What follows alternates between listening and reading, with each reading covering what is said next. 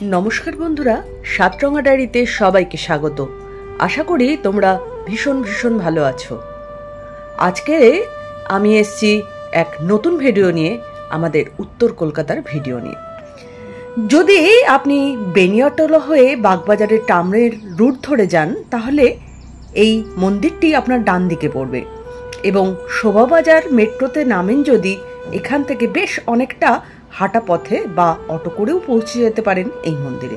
এটি একটি সাধারণ দালান মন্দির, তবে এর ইতিহাস অত্যন্ত সমৃদ্ধ। মন্দিরটি প্রথম কখন প্রতিষ্ঠিত হয়েছিল তা নিশ্চিতভাবে এখনো জানা যায়নি, তবে মূর্তিটি কিন্তু বেশ পুরনো। জনশ্রুতি অনুসারে প্রায় 500 বছর আগের কথা। কালীবর নামে এক তপস্বী তার কয়েকজন শিষ্যের সাথে হিমালয় থেকে দেবী কালীর ঐশ্বরিক আদেশ অনুসারে এখানে এসেছিলেন। ঐশ্বরিক আদেশ ছিল আদিগঙ্গার ধারে বাংলার দক্ষিণে দেবীকে প্রতিষ্ঠা করার। সে সময় বাগবাজার ছিল একটি জলাভূমি। ঋষি দেবীর ঐশ্বরিক দর্শন পেয়েছিলেন। এখানে কালীবর সাফল্য লাভ করেন এবং তিনি দেবীর নামকরণ করেন সিদ্ধেশ্বরী। সেই সময় কলকাতার উত্তরাঞ্চল ডাকাতদের উপদ্রবে পরিপূর্ণ ছিল। হতো পশু বলি, নরবলি, কিন্তু এখন তা কিন্তু একদম নেই বললেই চলে। তাই দীপান্বিতা অমাবস্যার রাতে মানে কালী পুজোর দিন শুধু একটি মাত্রই বলি দেয়া হয়। বর্তমান মন্দিরটি এখানে অবস্থিত তা অনেক পরে হয়েছে। শোনা যায় জমিদার গোবিন্দরাম মৈত্র প্রথম মন্দিরটি সংস্কার করে এটিকে নতুন রূপ দিয়েছিলেন। প্রায় 300 বছর আগের ঘটনা। এখনো এখানে একটি বিষয় লক্ষণীয় যে 1737 সালে প্রচণ্ড ঝড়ে গোবিন্দরাম মিত্রের কালো প্যাগোডা সম্পূর্ণরূপে ধসে পড়লেও এই মন্দিরটি কিন্তু ভেঙে পড়েনি। দেবী কালীর মূর্তিটি অলৌকিকভাবে বেঁচে উঠেছিল। চিতপুরের 2 ভাই শ্যাম মল্লিক এবং বিনোদ বিহারী মল্লিক, গোবিন্দরাম মিত্রের উত্তরসূরি অভয়চরণ মিত্রের উদ্যোগে বর্তমান মন্দিরটি নির্মিত হয়েছিল। বুদ্ধ পূর্ণিমার দিনে দেবী কালীর ফুলডোল উৎসব পালিত হয় এখানে, যখন দেবী এবং ঘাট বিভিন্ন ধরনের রঙিন ফুল দিয়ে সুন্দরভাবে সজ্জিত হয়। এখানে প্রতিদিন নিত্য পুজো হয়। কার্তিক মাসে কার্তিক পুজো ছাড়াও রতন্তী কালী পুজো, ফলহারিণী কালী পুজো সমান জাঁকজমকের সাথেই পালিত হয়। মঙ্গল আরতি শুরু হয় ভোর 5টায়। মন্দিরটি সকাল 6টা থেকে 12:30 পর্যন্ত, আবার সন্ধ্যে 5টা থেকে রাত 9টা পর্যন্ত খোলা থাকে।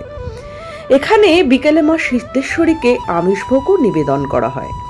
বহুকাল আগে এই মন্দিরে এসে রামকৃষ্ণ বলেছিলেন, ওরে, এই মা এখানে সকলের মনোবাঞ্ছা পূর্ণ করেন। তোদের যা যা কামনা তিনি তাই পূর্ণ করতে পারেন। কলকাতার কালী ইতিহাস ছাড়িয়ে গঙ্গার পাড়ের ভবতারিণী উপাসকের এমনই উক্তি বলে দেয় বাগবাজারের এই কালীর মাহাত্ম্য।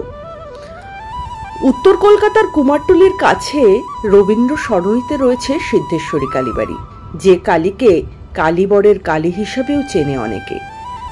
আবার অনেকেই বলে এই সিদ্ধেশ্বরী কালী আসলে ডাকাত কালী।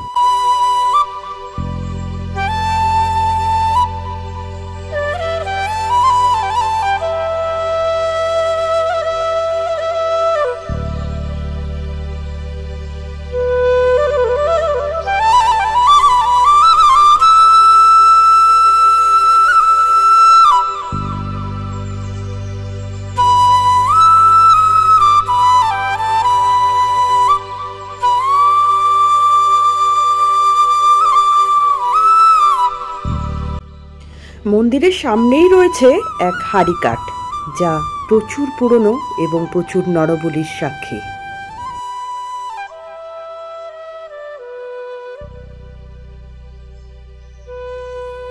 সবচেয়ে বড় অদ্ভুত বিষয় হলো এই মন্দিরের ঠিক উল্টো দিকে রয়েছে দেবাদিদেব মহাদেবের আর এক বিশাল মন্দির, যা চওড়া রাস্তার উল্টো দিকে, ঠিক যেন দুজনে মুখোমুখি। ভোলে বাবা স্বয়ং আর মা কালিকা একে অপরের দিকে তাকিয়ে আছেন। ঈশ্বরই পরম সত্য, তাই তার চরণে সবার ঠাঁই। অন্যায়, ন্যায়, সত্য, অসত্য, পাপ, পুণ্য সবার পরে ওনার চরণেই আমাদের ঠাঁই। এই মন্দিরটির বয়স আনুমানিক 500 বছরেরও পুরনো।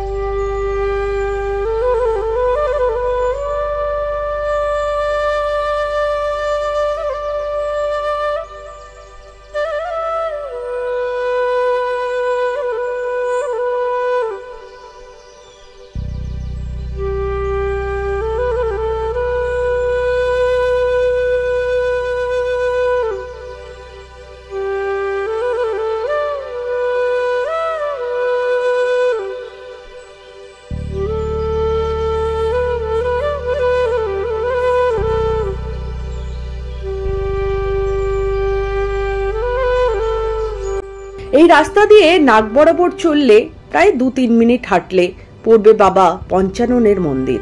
মন্দিরটি একেবারে ছোট হলেও প্রাচীনতার দিক থেকে এটির বয়স 158 বছর, সাল 1867 খ্রিস্টাব্দ।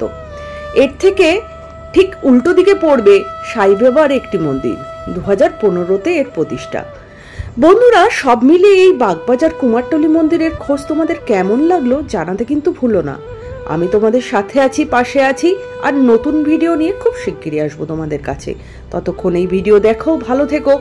আর যদি আমাদের চ্যানেলটিকে ভালোবাসো অবশ্যই চ্যানেলটা সাবস্ক্রাইব করো, ভালোবেসো, পাশে থেকো, লাইক করো, সাবস্ক্রাইব করো, আর বন্ধুদের মধ্যে ছড়িয়ে দিতে একদম ভুলো না।